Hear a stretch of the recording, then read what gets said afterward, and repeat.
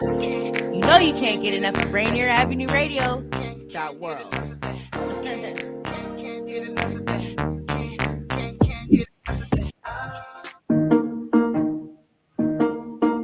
You probably have questions about COVID vaccines. Here are some answers about how they're being made.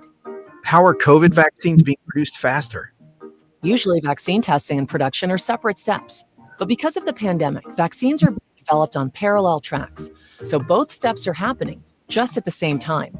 How are the vaccines being tested? Right now, several different COVID vaccines are in testing. Each go through multiple clinical trials with up to thousands of volunteers. How do vaccines get approved? The COVID vaccine versions will make it to the final stages of testing and approval. Produced vaccines that do not pass clinical trials will be destroyed. But for those that do pass, a team of medical experts will examine test results and possible side effects. If the vaccine is effective and safe, it gets approved and gets to you. Go to covidvaccinewa.org to learn more. A message from the state of Washington. We got the feeling now. Yeah. R&B, soul, funk, 50s, 60s, 70s, 80s. We give you all that and more on Star Time. Join me, Paul Pearson, for a 2-hour trip through the history of R&B. A new episode every week on Wednesday at 2 p.m. Come and get the feeling on Star Time on Rainier Avenue Radio .world. All of us have struggled through the COVID-19 pandemic, and many of our communities have been particularly hard hit. Some things definitely need to change, but a few things should stay the same, like protecting your child from serious diseases you can prevent now. Preventable diseases like measles, mumps, and whooping cough. Is camp, childcare, or in-person school on your family's agenda? Give your child a healthy and safe summer and school year by making sure they're up to date on vaccinations and well child visits. You have the power to protect. Call your healthcare provider to find out what vaccinations your child is due for and make an appointment today. If you need help finding a provider, visit parenthelp123.org or call the Help Me Grow Washington hotline at 1-800-322-2588. And interpretation is available. Rainier Avenue Radio.world is your 24/7 digital media hub. Tune in at Rainier Avenue Radio.world. Also find us on Facebook, Twitter, and TuneIn apps. You're listening to Heartbeat Radio.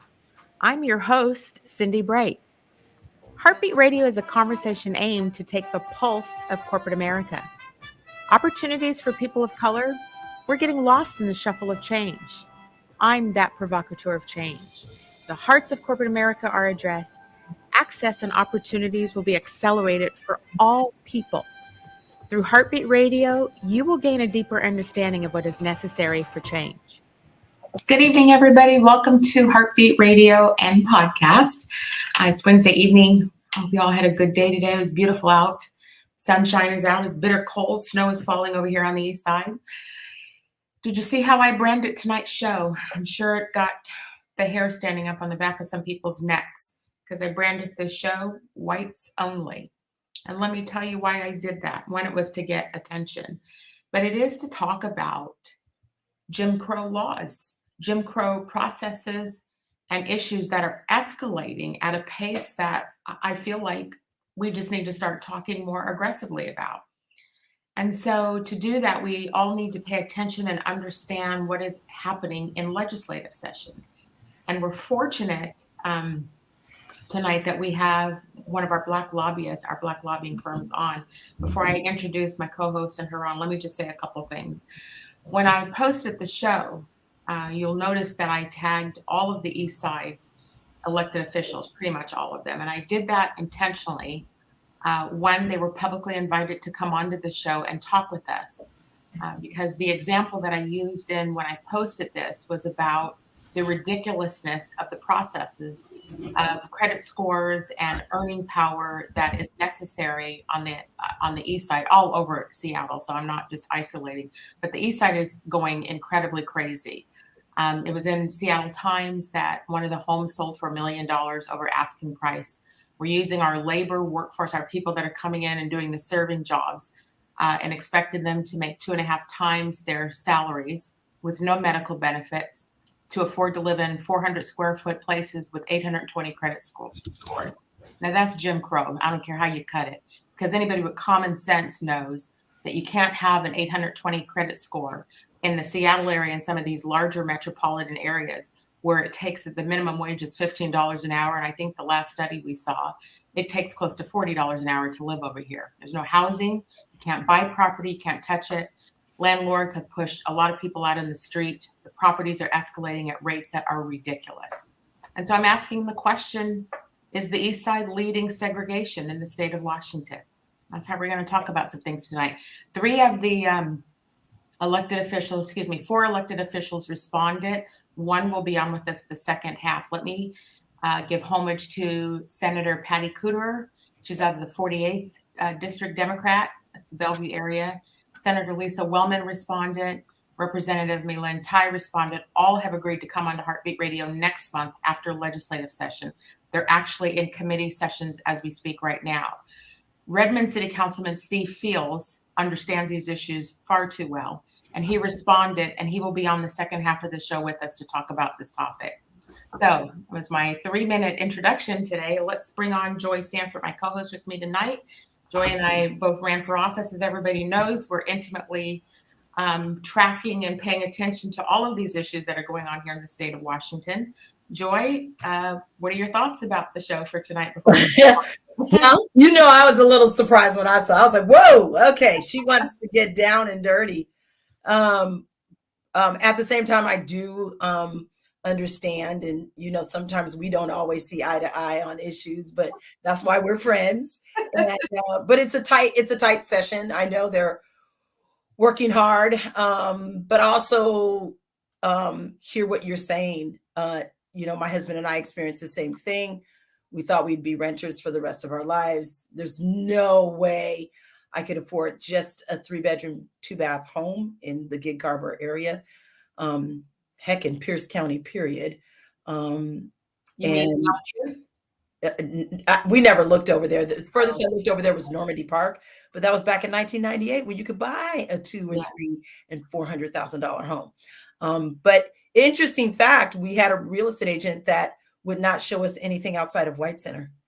And I wonder why that was. What prompted me to do this is people talk to me. I'm one of the only, darker people that hangs out, particularly in West Bellevue. And so many of the servers and people there are BIPOC people. And so they and they tell me these nightmare stories. And I heard 3 stories this past week. And so I was like, we have to talk about that. And the one particular woman who is just phenomenal, she was telling me about the 400 square foot place that she can't get into. Like, they can't live anywhere close to it.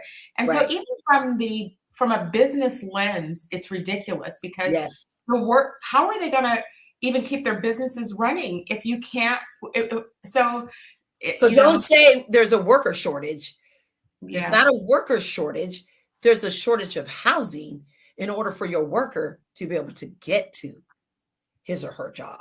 So don't say I tagged Mayor Lynn Robinson. She did not respond. I would have liked to hear what her perspective is about what they're actually doing, if anything, to address this issue. And what I said is, besides the standard language that they use, is that they're building these, high-rise buildings, and they're just going to go stack all the BIPOC people up in a block or 2. But that's not what we're asking. What I'm raising the issue is, people deserve, are worthy of having homes, like regular homes. And so the mayor did not respond. I tagged Mayor Lynn Robinson. I tagged Mayor Penny Sweet of Kirkland. I tagged Mayor Angela Burney in Redmond. So none of them responded, or even had the courtesy to respond, or anybody from their office, because I'm sure they don't want to have this kind of a conversation. But it's real. It's spreading across the state of Washington everywhere. People are being pushed out. Even the Kent, Renton, those areas are unaffordable now too. And those have been the typical areas that BIPOC people have been gentrified to. We've got more people moving over to the Kitsap side. So Bremerton, Port Orchard, that's where folks are looking, because that's the only place they can afford. But do you know how that far away from their job that is. I mean, we've talked about that before. I used to spend 3 hours to work and 3 hours home. Yeah. Carpooling. Yep. Let's bring on, look, we are fortunate to have the chief lobbyist, the president of her own firm, Black-owned woman firm. Let's bring on our sister Paula Sardiñas, because she's in session and hearing these conversations. And so she can give us some great insight as to what is happening. I just happen to be talking about housing tonight, but welcome back, Paula, back onto the show. We are so excited to have you on and want to hear what you're hearing from your world. Well, first of all, it is an honor to be with you, Cindi. You know, I love you. I'm just a cheap, shameless plug. We're going to be giving Cindy's book out at the Tabor 100 meeting. She was one of our Black Business Equity Fund recipients, and this is Black History Month, so you cannot honor Black history without honoring Black women. So a lot of people will be receiving Cindy's book. Enjoy her. You know, I love you, so I'm not even going to waste my time having this love chat. But in the chat, I have put a lot of information. It is the FMS Global Strategies Build Tracking website. So just very quickly, we are one of the few Black-owned firms in Washington State doing policy for the governor, doing policy for DNR, doing policy with the Secretary of State, doing policy with the AG, doing policy for everybody. And so when you said Senator Patty Kuderer, she's one of my most favorite people in the world. I sit on the Washington Low Income Housing Alliance. We are moving about $1 billion in economic packages. So when you go to our website, these are the bills that we've worked on that have crossed cutoff, but we're moving all sorts of bills around affordable housing, bills around ADU. We were pushing 1782, which would have allowed more middle housing. We know that Bellevue has that Not My Backyard and Gig Harbor. Look, Joy, we know like some of these people weren't for that.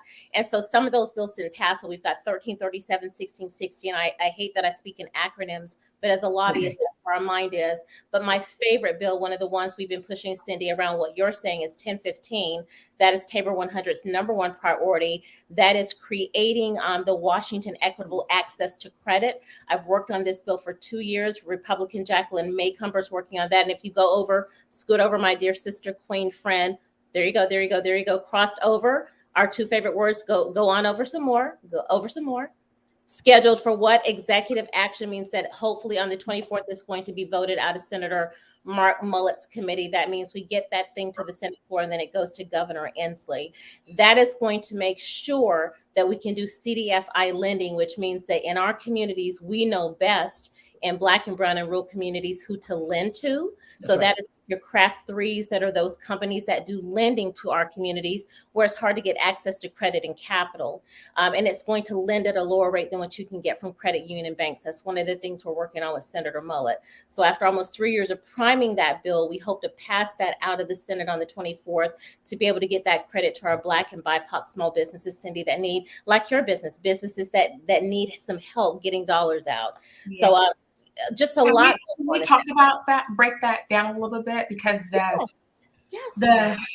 since we brought up my business, let's just talk about I think what many people don't understand what went down over the last couple of years, right? So I'll talk about my business for a second, because in the first round of PPP, so when COVID hit, instantly I'm a consultant. So first people to go out of any organization are the consultants. So bam, right? Business gone. Right. The first round that came out of PPP gave us money, and it was just based on 2019 financials. And so they didn't have a whole lot of algorithm in place yet. It was just they were getting money out. And so I was able to get some money.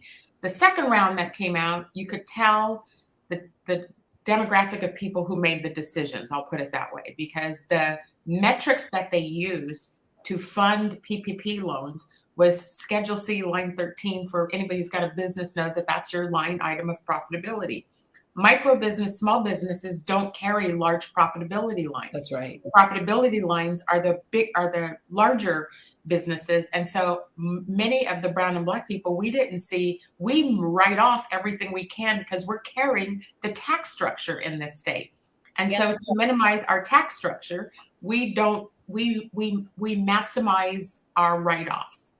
And so we didn't get a lot of money in the second round. Many people that I talked to or any in the second round.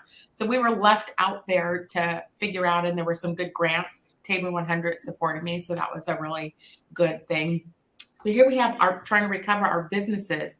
And many of us, including myself, have been renting for years and got pushed out of our homes, put into the street. Landlords were selling houses, like not on the, I'm on the east side. And so, so we've lost homes, our businesses suffered, and now the market has come back so strong with asking price that no one, and I have high earning power. So comparatively to many people, and I'm still struggling with it because, and so if I am, the average person cannot afford to do this. And it's so frustrating to see that I have to write checks. I pay B&O taxes. I pay all this stuff to carry it, but there's no lookout from the city government to help any of us. That's Jim Crow stuff. And I feel like we're segregating people. Like we've just completely installed segregation because the only people who are going to be able to manage against the criteria are people who have money and people who are not 63 cents to the dollar in corporate America. They're the people drawing all the cash. So they're going to be able to have high credit scores because they're not robbing Peter to pay Paul every 2 weeks. There's a segment there's the haves and the have-nots, and what I call the give-a-darns and the give-a-don'ts, right? And so we're building social safety nets where we were giving earned income and $600 in unemployment for those people that are truly our have-nots, and then we're writing off everything else. Mm-hmm. And so the last time that I was on your show, when we did Women in Wine, we talked about that. And so being a former corporate executive myself, I believe that faith without works are dead. And when someone tells you something, that you have to come back with accountability. So I have this document, Cindi, that you can see, hopefully, and it's the economic package that I put together, and I'll email it to you. And so if you look at this, a lot of what you and I talked about, this was my small business resiliency package, which went out to Ormsby and Theringer.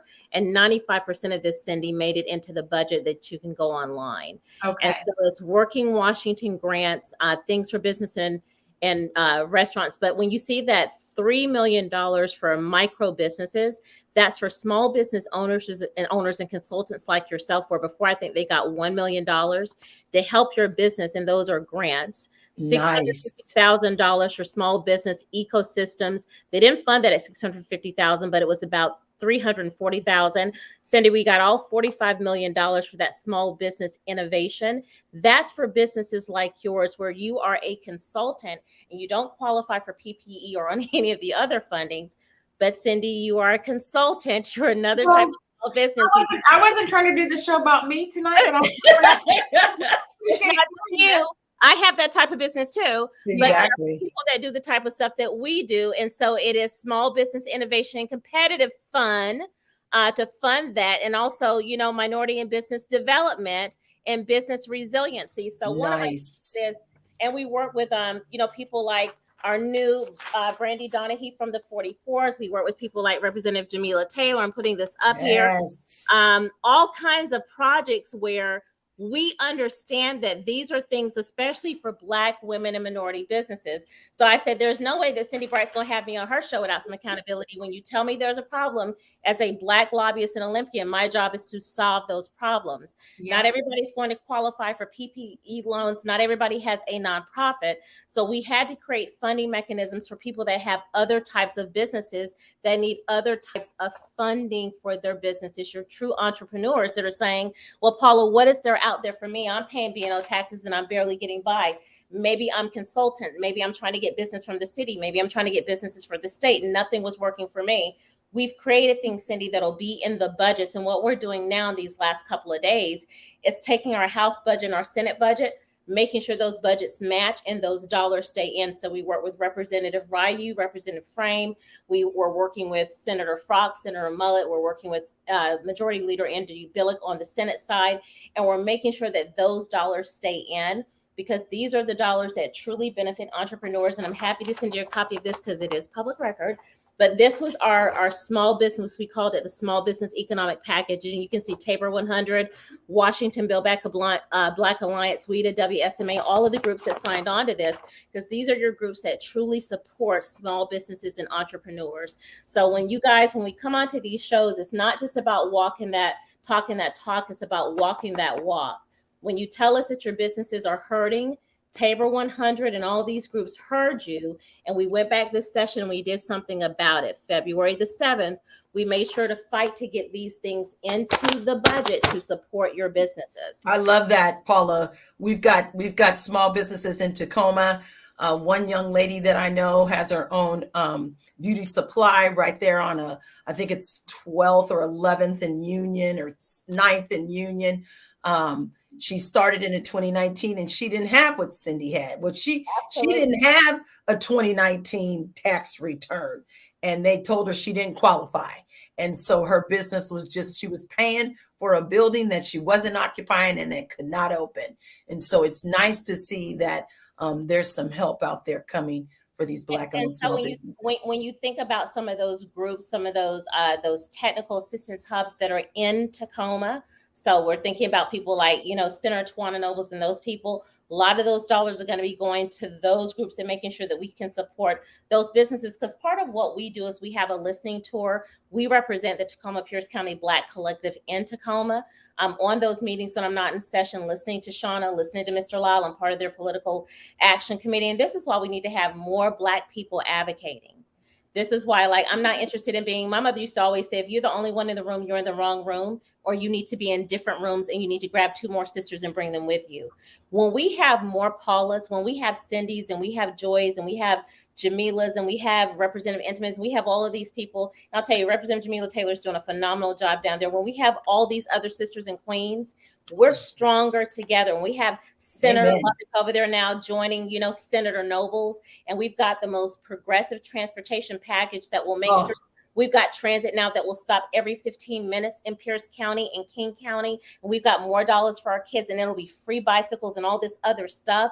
This is why we need to make sure we have more people that look like us advocating, that understand our community and understand this, that for us, it's like you guys were saying, affordable housing isn't just making sure that we fund low income housing, and I'm on the board, right? It's also making sure that there is home ownership, like what Governor Inslee is funding. Yes. It's making sure that we're doing things through the Housing Trust Fund, and that we're creating a pathway that there is home ownership, whether it is missing middle income, whether it is ADUs, we can build those mother-in-law units, right? That you can own your home for multi-generational families that are now saying, we can't afford the property taxes that we know are going to go up 2 and 15 to 7% in places like King County. And Cindi, I read that story this morning, selling $1 million over Bellevue. I live in Issaquah. Okay. I don't know that my children 5 years will be able to live over here where I live in Issaquah. It won't be affordable for them. Right. We shouldn't be proud of that. We should not. Did you see the, I was reading another article today about the apartment tower near Pike's Place, just sold at its highest peak at $293 million. And so again, look. Who can afford that? Well, the thing is that I'm not hating on people. I'm a businesswoman too, right? And so we all need to make money. But the question becomes, when you are making so much, and I know Senator Cooter, I know what you say about her. I have so much respect for Senator Cooter because she's in the 48th, which is where the predominant wealth is. And she's fighting to get the proportionality of taxes paid. And so if the people are making all this money and they're not contributing back into the market or doing something, did you hear me when I said, I tagged all the mayors?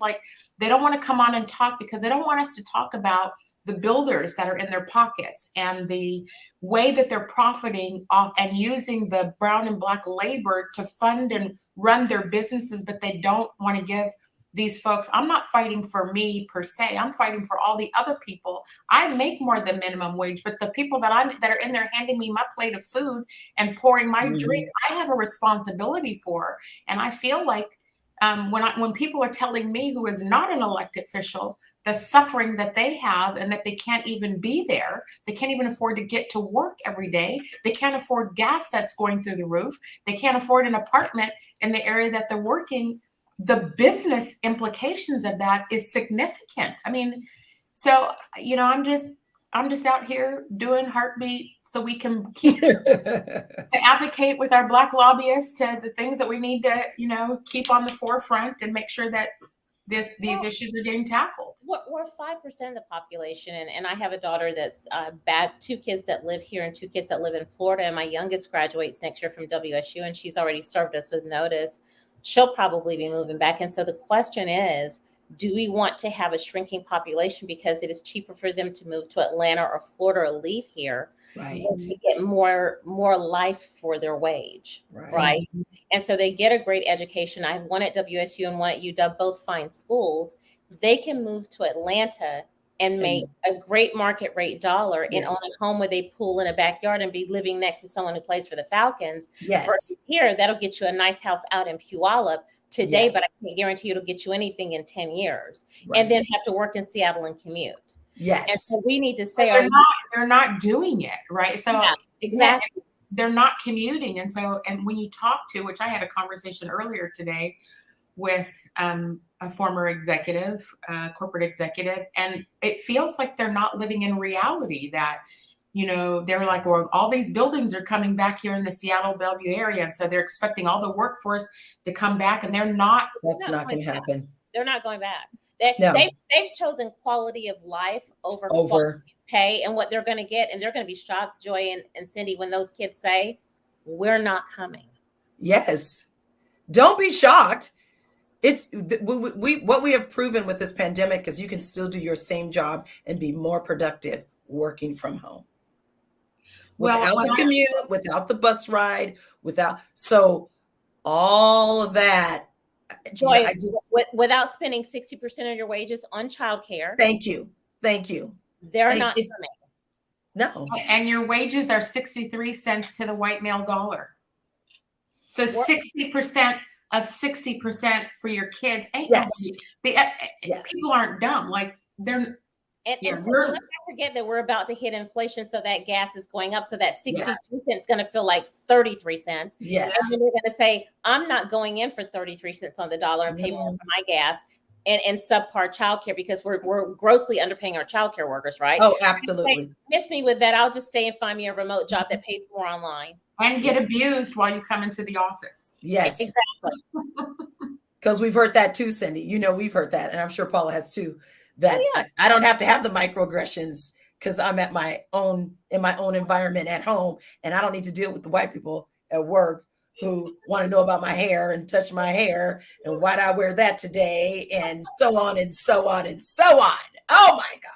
Joy, you said it today, Joy. It wasn't me who went there today. I started off with the whites only. And no dress code, Joy. And they'll be like, no, they're going to go, it's a no for me. It's a no for me, girl. It's a no, you know. And they've got 10 more offers in their inbox while they're telling you, like, it's a no for me. And by the way, they're paying more. Thanks.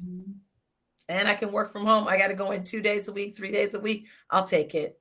Did you catch there was an article, and I should have printed it. I normally print them with my old school ways so that I can do this and read. There was an article that somebody wrote. It wasn't a corporation. I can't remember who it was. That is starting to say the same stuff that I've been saying, which is that he was like the workforce is no longer, because there's movement to not have 9 to 5 anymore, right? People, and it's about productivity versus actual hours. And so he's like, business has changed. And so if we don't understand and start paying people for actual results and let them work when they can work, as long as they're meeting results for your business, it shouldn't matter. The issue around that is control. Is that the CEO of Gravity Payments? It might have been. I can't remember. That's the guy who took 70,000. He's taken. It might have been him that talked about it. And so talk about somebody who's wise to understand that you've got to start thinking different. I talk about it in my book too. We've just got to start standing up separate entities, vendors, different ways so that people can work, make money for their business, and have their lives too. We are it goes by so dang quick. Yes. Paula, we really are so grateful that you take time out of your busy schedule, because I know committees are going on right now. Our community loves you. We thank you for being down in Olympia. I'll say, quote unquote, down in Olympia. Yeah. On behalf of the community who needs support and voice thank you for making sure that money's coming through for all of us. So we really appreciate you and love you for doing your work. And you look like a queen when you're testifying. Just gonna say that. I just want to say definitely we pay so much attention to like police accountability and the other things, but what we really need to train community to do is to read capital budgets, transportation budgets, operation budgets. We miss a lot of money that's in there for us. And Cindi, we get it because we know what EBITDA stands for. Yes. Folks, right? We need to start talking the language of finance in the Black community so we can better understand credit and capital. We're not going to understand it if those of us who don't have financial experience don't start speaking that language. Look at capital budgets, look at operating budgets, because those are the dollars that we need to start embedding in budgets, like what we did from the last time Cindi graciously had me on her show, and embed that in there, because these are the dollars that are going to create generational wealth that will really make changes in our business, in our entrepreneurship, and in our community. And each one. And so when we have these meaningful conversations and we come back, and Cindi, you need to do that. When people come on your show and you bring us back, there has to be accountability. What did you do the last time you were on when I told you what was the problem? Don't be coming back on here with your tea and your smile. What did you do? Receipts, girl. Receipts. Paula, thank you so much for coming back on. We will reach back out to you after session if that's okay. So you can update our whole community. Love you. We're going to take a quick 3-minute break, and we'll be right back with Councilman Steve Fields, who signed on with us. Half that up in Saks, I favor Black businesses. Assuming I'm rooting for everybody that's Black. Yeah. Assuming I'm rooting for everybody that's Black. Yo. You know you can't get enough of Rainier Avenue Radio. .world.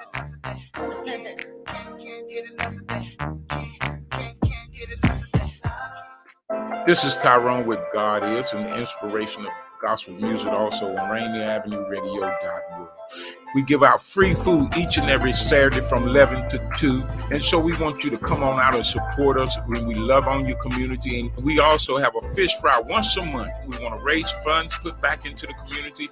And so come on and support us. We need your love. And also, if you want to be connected with us, go to Rainier Avenue Radio.world, to the website, Facebook, Instagram, and God Is. And as God Is got a website, we need your help, community. So come on out and get your free food each and every Saturday it is. And so we asking for donation, whatever you feel to give from your heart to the mind. And as we're doing it right here for you, go to our website and touch love and give back. And so come on by 810 23rd Avenue, Rainier Avenue Radio.world, your community radio station and inspiration of all the things we do in your community.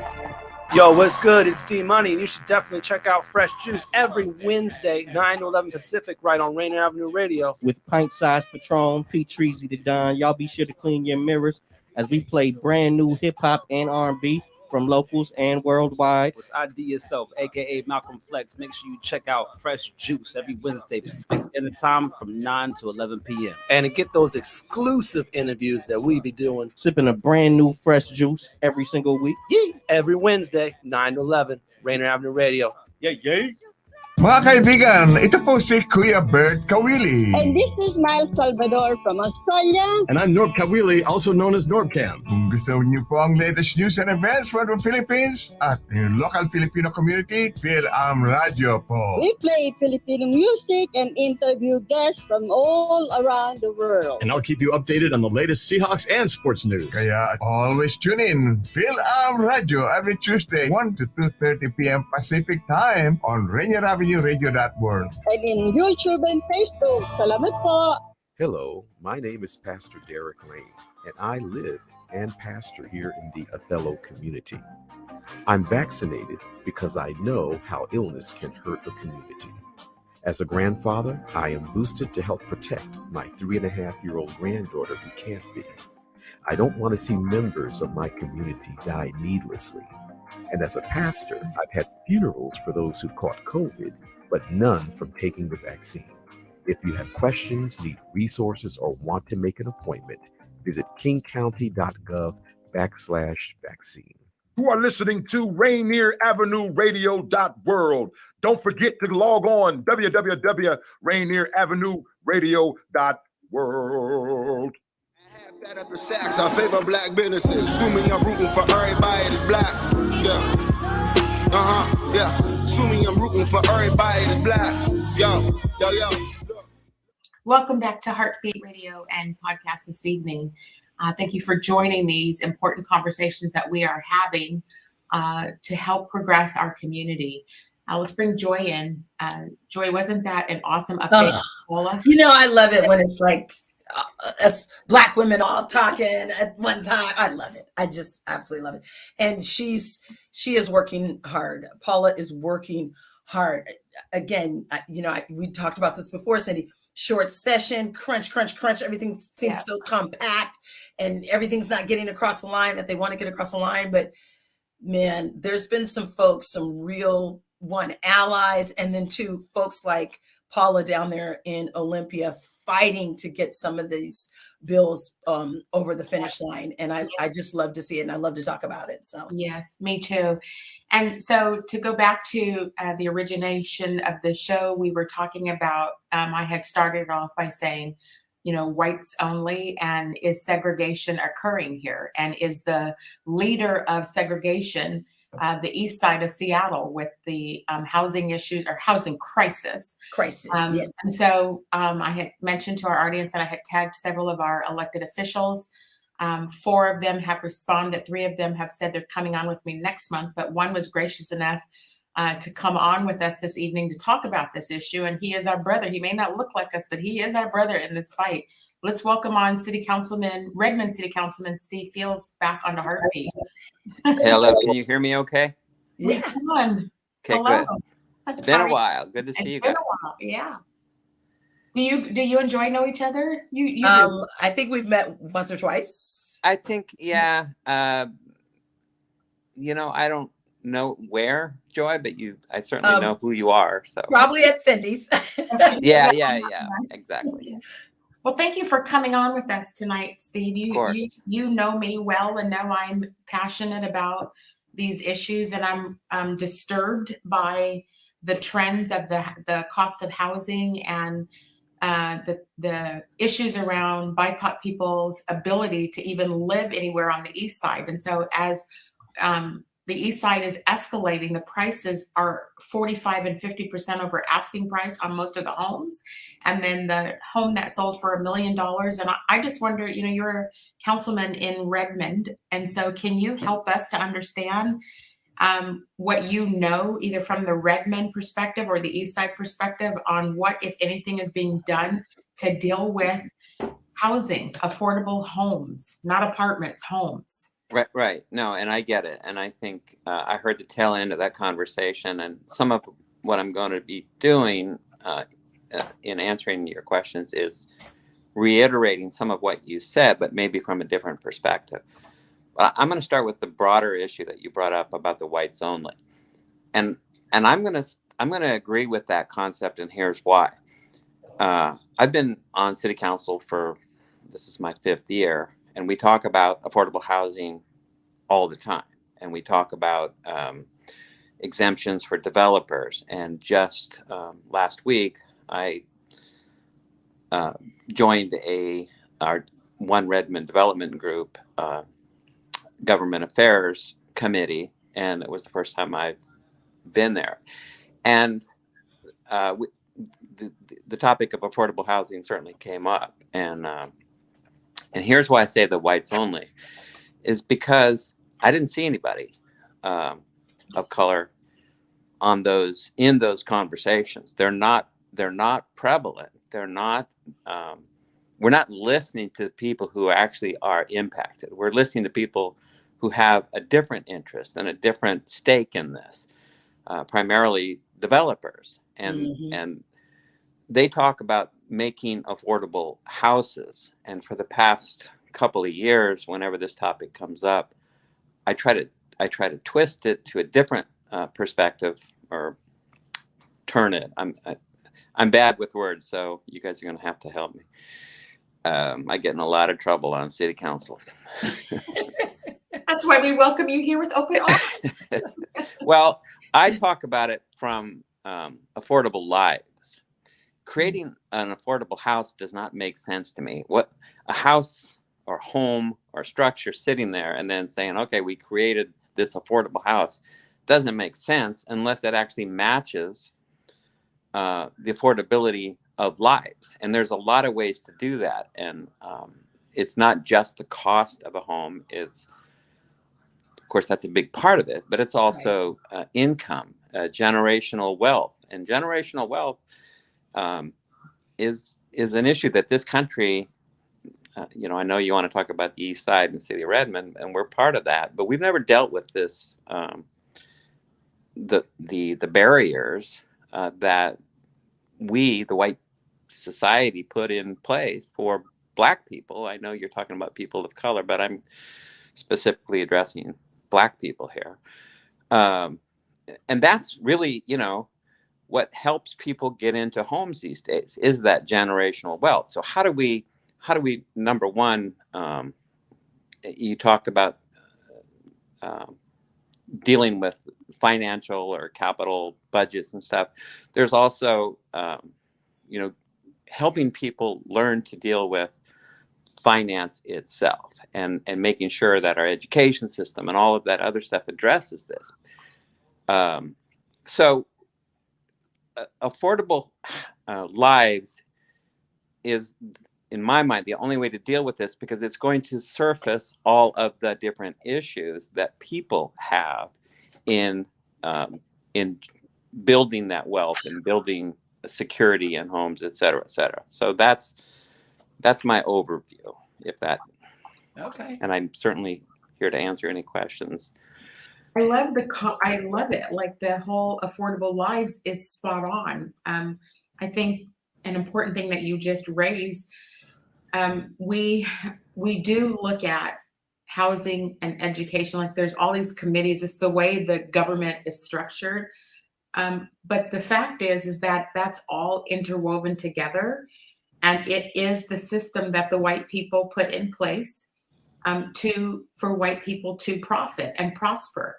And the rest of the people, when you mention people are not showing up for these sessions, we look at this is going to sound a little harsh, and it's not meant personal, but we look at the type of people that run the government. And I know it's scaring a lot of the constituents away, because we have beat our head against the wall, particularly with these mayors, where are their interests? Where is your mayor's interest?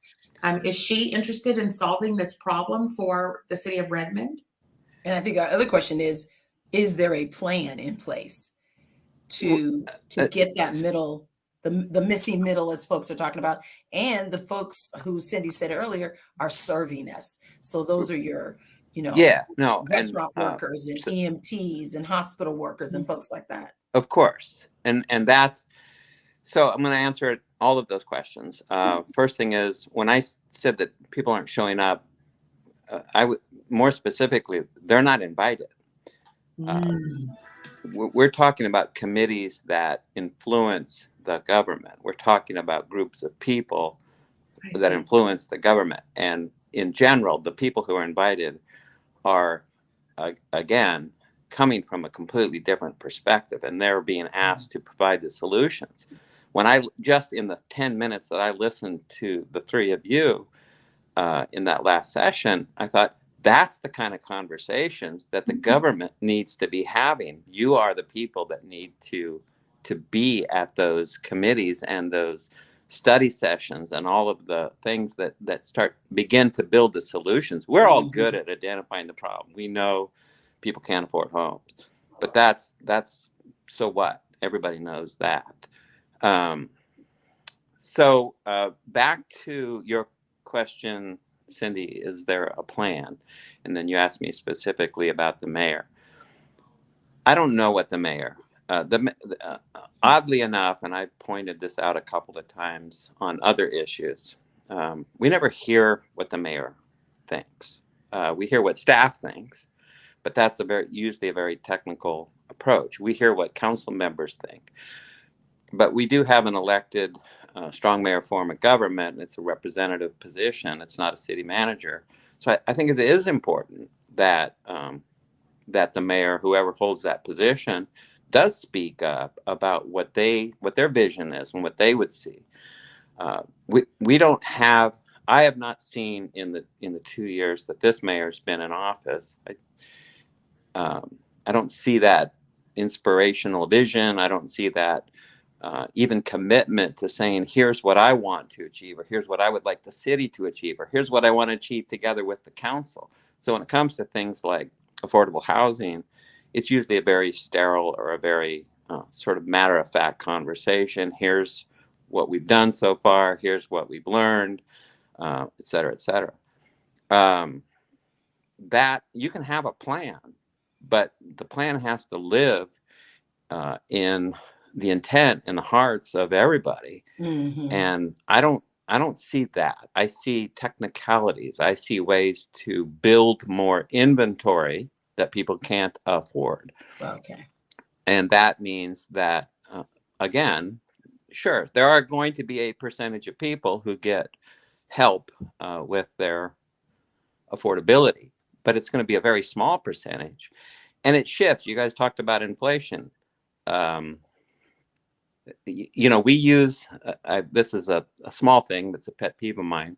We use the mean to determine AMI, meaning average mean income and what level of affordability. When you look at a place like Redmond and you have these $300,000, $400,000, $500,000 salaries, and you average them with the other people that you mentioned, it looks like those other people can afford a home. They can't, because their average is a distortion. So we should be using the mode, if anything else, to determine that. And as long as we do those things, then we're just building a few homes that are more affordable, but I wouldn't call them affordable to the people that actually need it. So again, I think we need to change how we look at this. We need to say, how do we create affordable lives? That means energy costs. That means transportation. That means financing. That means, again, solving this longstanding problem of generational wealth. And I don't know how we jumpstart that, but I think it's important that we look at it. So I think I've answered most of those questions, but I'm not great on your show sometimes, so help me out. No, I just looked at the time and I'm like, it'll be about 7 more minutes before he starts flowing the way I know Steve can flow with some of this. I'm just teasing you. This is it's helpful intel, and it's interesting when you hear a city councilman. It's interesting when you hear a white male city councilman in here advocating for affordable lives, and none of the chief executives in charge of these cities took this invitation to come have this conversation with the community. And that's the problem, is that we're not solving, the whole wealth thing. I mean, you got all these nonprofits. You have people like Seattle Credit Union, who's been on my show, setting up co-ops, helping people to be able to do co-ops together, get back into homes. It feels that in Washington State, it just feels like there's the delta is so wide that we've created a Jim Crow a culture now, because there's no way BIPOC community can catch up and be able to. It's just going to continue to go out and push people away. And what are people supposed to do? Like, what are people supposed to do? No, and Cindi, I think that's exactly right, and that's why I say what I say. We have to look at those things seriously. We have to, and the only way to look at it is to look at people, and look at people and why and how their trajectory of their wealth can be changed, or and that means that we may have to use public money. I mean, not may. I mean, we will. Yes. I'm a big fan of Patty Cooter as well. I know I take a hit with my conservative friends whenever I support Miss Cooter, but the public banking and some of the other things that she's trying to bring in are really important to making these changes. So I am there. I'm a big fan of that, and that is just a tool that is not the answer. I think the real answer is change the makeup of who is participating in these discussions And representing folks. and representing folks. There's no question. Absolutely. How do we do that? Because look, I campaigned with you. I was opposed to your mayor because you can look at her background and see that she doesn't have I don't care about going through leadership Eastside classes and thinking you go from a school teacher to a CEO of a city when you've never actually, what are the 3 S's of success? It is suffering, sacrifice, and sweating. And when you don't meet those criteria, from my perspective, you know, you get, she's one of the people that have been propelled into office. There's a lot of these white women that happens to, where they go in, they're propelled in, and they wreak havoc on everybody's life because they are being owned. Their relationship with money is very different than BIPOC community's relationship with money. And so I'm not afraid to say that. That's the truth. But once they get in, then we can't unseat them because they have so much of the interest and the money behind them to keep the builders, to keep this going. What do we do to disrupt this grotesque, racist system, this racist leadership that is happening, that is taking us, it has taken us into Jim Crow. That is what these mayors have done. Whether we want to say it in those words or not, I'm saying it. They have created a racist system. I think I'm not going to comment on the mayor. I definitely share your view of a grotesque system and the whole gatekeeper mentality. And you and I have had a ton of conversations about that, and how people get promoted simply because of their connections or their loyalty to a certain person or groups of persons is maddening to me. It's not in the best interest of everybody. But I am a big fan of Muhammad Ali. And obviously it's Black History Month, so there's a ton of movies out there with Muhammad Ali. And I've seen him 100 times, but I continue to watch him because he, as a kid, I thought he was one of the funniest people ever. And I was like 8 years old or 9 years old. But the reason I say that is because he was uncompromising in what he spoke for and what he attempted to do from beginning to end. It didn't matter, how big the topic was, whether it was Vietnam War or whether it was getting a boxing match put together or whatever. He was unapologetic, and in the article that I sent you a few days ago on Lincoln. Lincoln was forced by people, Frederick Douglass in particular, to change his decision making. That's so here's the point of that. Somebody like our mayor could in fact step up. She could in fact go out of her way and say, all right, I'm going to break this mold. I'm going to go listen to Joy. I'm going to go listen to Cindi Bright. I'm going to listen to my community. I'm going to make those changes. And then that is what needs to happen. And what also needs to happen is people in my position need to insist. I need support from my fellow council members to say, you know what, we listen to these same people all the time. We get the same answers all the time. Maybe we need to talk with some different people, and we need to demand it and insist on it, and sort of force that issue of people like our mayor and anybody's mayor, give them that opportunity to look at it different and change the dynamic. I don't think we're going to do it. I think if they heard the stories of the lived experience of the people who are suffering and the people who are being affected by what is happening the most, if you had them at the table with you, there can be some discussion around solutions. So you have the Patty Cooterers, you have the lived experience folks, and then you have folks in leadership and working in collaboration to come up with those solutions. And you're right, the solution isn't a high rise in the middle of Redmond where rent is $3,000 a month, because your restaurant worker cannot afford that Exactly. on $15 an hour. Yeah. There's just no way. So if you had those folks at the table, which is some of the stuff Cindi and I ran on back in 2018, get those people at the table. Actually, get those people in office and have the folks in office step back and say, we're going to support you because we need someone. There's got to be this mix, I always feel like, on boards, on city councils, on county council.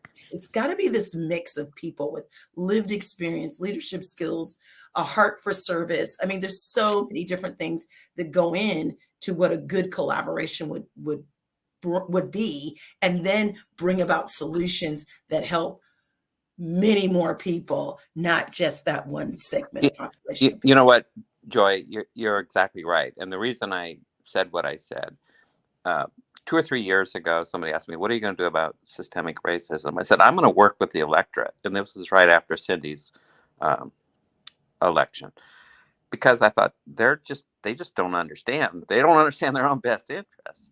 So that's where they're voting against it. Right. They're voting against their own best interests. They're voting against their own best interests. Absolutely. So I thought, okay, I'm going to work with the electorate. I'm going to try to change them.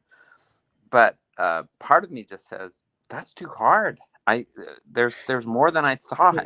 So now I'm sort of. Oh, you just leave it up to us Black women to do it. Yeah, no, I'm there. I'm just saying, in the meantime, we need to actually have these conversations, as you put it, the people who are suffering, the people who are impacted. We who are in office need to make sure and go way beyond to make sure that those are the people who are talking to their governments, because being an elected official is fine, but it's not everything. And do you remember, maybe it was about a year and a half ago, we had Claudia Balducci on. She is the chair of King County County Council. There was a march to her house, and the constituents, these were BIPOC people that showed up at her house, and she came out and listened to them. And so we need them not only to listen, we need them to actually do something. And by do something, now I'm going to give them credit that they bought some hotels, because this was during COVID and people needed housing and all that sort of stuff.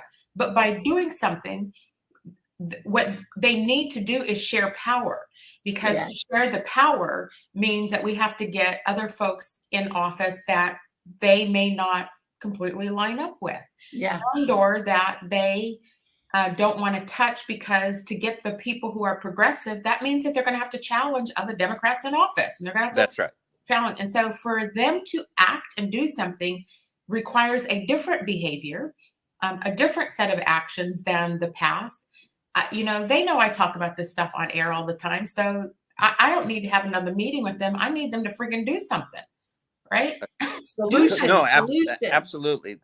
And I think power sharing is exactly the right words. It's the right phrase. They need to step back and say, I need to share power with people who I can't control. Correct. And I stop standing behind housewives to get housewives into office who've never had any business experience or have ever suffered the way that people are suffering, and people who are married to elected officials so that they can get more Steve knows me, so that they can get more power. It's ridiculous how it works. It is ridiculous. I still continue to work to change it. I work with people who I can, but it's more embedded than I ever thought it would be. That's all I can say. I want it to change. I do. And if either, Yes. Well, look, we're at the hour. Thank you, Councilman Fields, for coming on and talking with us. And Well, thanks for more having me. importantly, about being open about what's going on. Many elected officials don't want to talk openly about what's really happening. And so thank you for echoing, amplifying these issues. And so we are grateful. We know you're working hard out in Redmond. Please continue to try to hold your people feet to the fire. We need your help. So thank you for coming on with us tonight. And to our audience who joined in tonight, I saw some of my people, Penny and Bonnie, and the people that are saying hi. Thank you all for joining this conversation every week and listening and promoting this voice of Black women out into the community, because Joy and I just have this mission that we're going to change the landscape for the state of Washington. So thank you, everybody. Thank you, Joy, for being on with me tonight. Thank you. We will not be on air next week. We are preempted by basketball, but we'll be back on March the 9th, Wednesday the 9th. So thank you, Steve. Thanks, Cindy. Thanks, Joy. Bye. Thanks, Steve. That up in Saks, I favor Black businesses. Sue me, I'm rooting for everybody that's Black. Yeah. Yeah. Sue me, I'm rooting for everybody that's Black. Yo.